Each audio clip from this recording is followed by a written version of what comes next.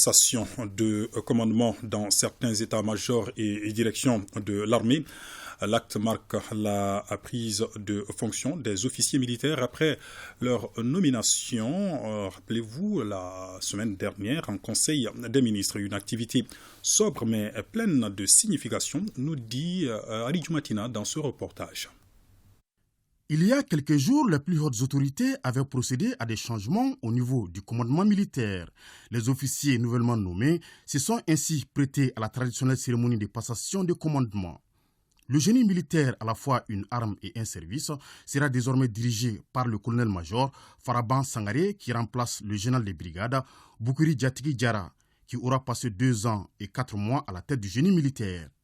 Le nouveau directeur, le colonel-major Faraban Sangaré, entend poursuivre les actions entreprises par son prédécesseur en vue de répondre aux attentes des autres armes et des populations. Les efforts doivent être mis à profit pour contribuer au désenclavement. Prise de fonction également du colonel Lafamouké Kamara, nouveau chef d'état-major de la garde nationale, qui remplace le général de brigade Élisée Jean Dao. Pur produit de l'école militaire interarmes de Koulikoro 22e promotion, le colonel Famouké Kamara, avant sa nomination, était sous-chef d'état-major des opérations de l'état-major général des armées. Lors de cette cérémonie, il a rendu un vibrant hommage à son prédécesseur pour ses efforts.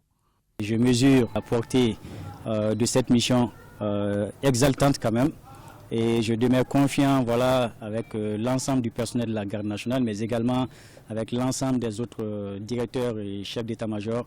Dans l'enceinte de l'état-major de l'armée de terre, le général de brigade Félix Diallo a passé le commandement au général de brigade Aruna Samake.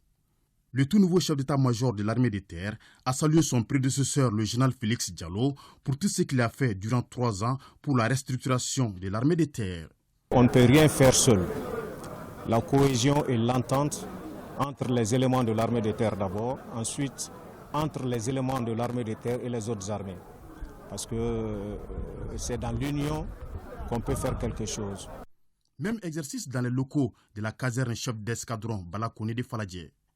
Le nouveau directeur de la gendarmerie nationale, le général de brigade Moussa Toumani Kone, remplace le général de brigade Sambou Minkoro Diakité, qui aura passé 3 ans à la tête de la gendarmerie nationale. Le travail qui nous attend, le directeur seul ne pourra pas le faire.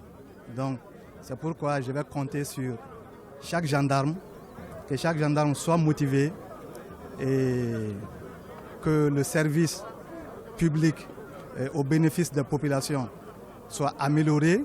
La dernière cérémonie de passation de commandement est celle déroulée dans les locaux de la direction centrale des services de santé des armées où le général de brigade Mohamed Alpha Diao passe le flambeau au nouveau directeur de la DCSA, le colonel-major Guidjouma Dambélé. Le nouveau directeur n'a pas manqué de saluer les remarquables actions menées par son prédécesseur et a rassuré de tout mettre en œuvre pour maintenir la dynamique enclenchée, surtout dans le cadre de la prise en charge des blessés sur les théâtres d'opération.